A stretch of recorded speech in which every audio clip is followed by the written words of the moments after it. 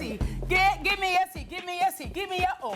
O, give me a O. Give me a O. Give me a P. P, give me a P. Give me a P. Give me a A. A, give me a A. Give me a A. What does that spell, Dennis? COPA! COPA! All right. Welcome back, Sunrise. I'm out of breath now. Yeah. We're still talking COPA all day, every day. It's been a big semifinal contentious. We saw the video. We were watching the videos during the break. I like that guy. Yeah, Darwin. That guy. Yeah, I like that guy. Then he says, man, crawl up. Yeah, up like Spider-Man. Yeah. Definitely. Yeah. But George Davis has the look at the semifinal number 2 match between Uruguay and Colombia. Over to you, George. Jorge. The COPA America report brought to you by KFC, Ray & Nephew, Courts and Sunshine Snacks. COPA America semi-final 2 between Uruguay and Colombia from the Bank of America Stadium in Charlotte, North Carolina, a facility that holds 75,000 fans. It was just below capacity, but there was a strong crowd and heavily Colombian, the yellow and the red, dominating the scene inside the stadium, and they were in full voice throughout. And at the end, their team took it over the line, only just because Uruguay tried and tried hard. Colombia went down to 10 men in the first half, and they still could not get back, despite Luis Suarez being summoned for a rare appearance in this competition. Not even the great man could help Uruguay find that elusive goal. My panel worked with me throughout the game, and they were impressed by what they saw from Colombia, especially Tash, the defensive organization of the coach in the second half to manage the game with his team a man short. Definitely, I agree.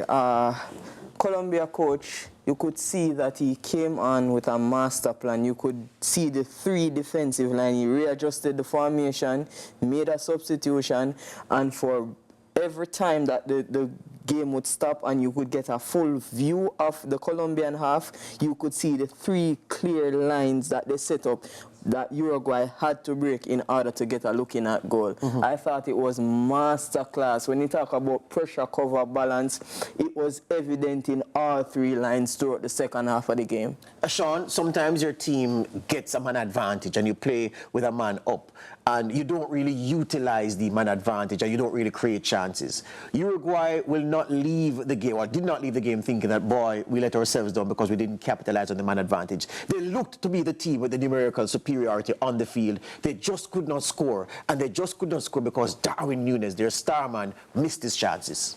Yeah, but even with Darwin Núñez missing some chances, I think what Colombia did, as Tash said, with the 3 clear lines, the coach tactically organized his team in such a way that he could still create chances when they win the ball.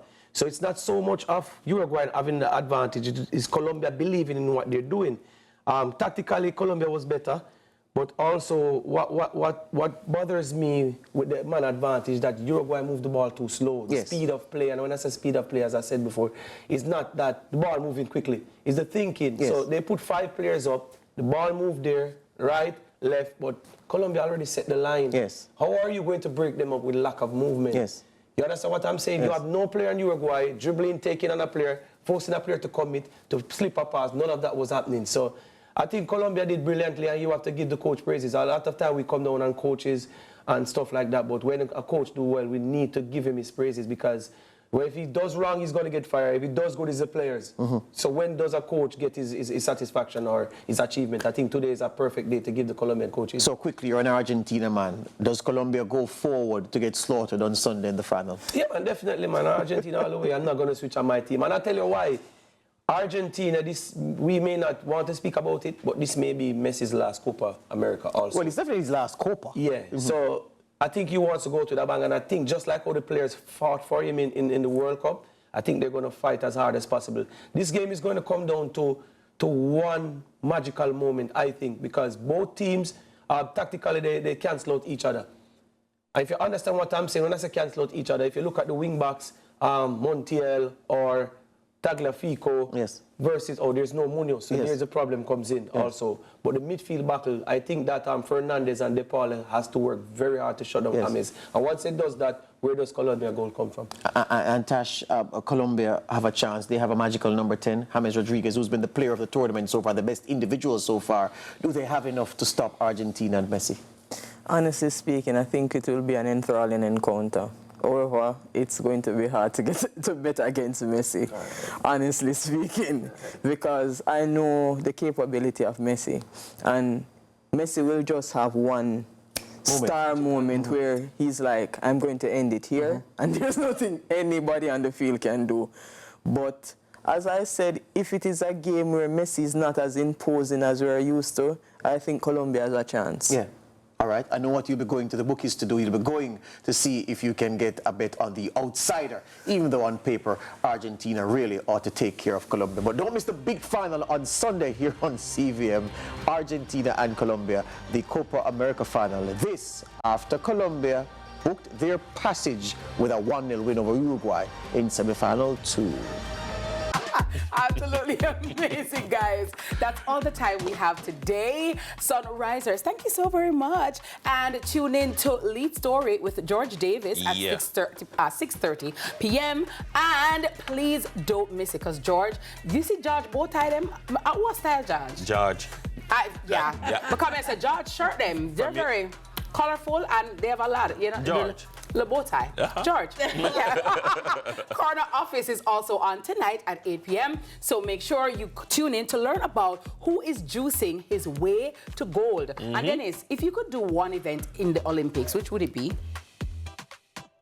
400. 400? Okay, 400, cool. yeah. All right, guys. Well, Celine is here. The beautiful Gigi is here. She's Gigi the plug. And I think her people are going to be at Christmas in July tomorrow. You because know, Gigi, so she have the link them, you know. She have the link and yes, the link make the link. right? And a very Yeah. special guest as well. But guys, see you tomorrow. Make Take sure care. you tune in. Have a wonderful, productive day. Remember, kindness is karma. Love yourself and each other. And also the Round Table Squad. I love you guys. Table. Missed you guys. Celine Goodhouse with the Holy Road. Holy Road, take me home to the place. Bye, guys. See you tomorrow. Bye.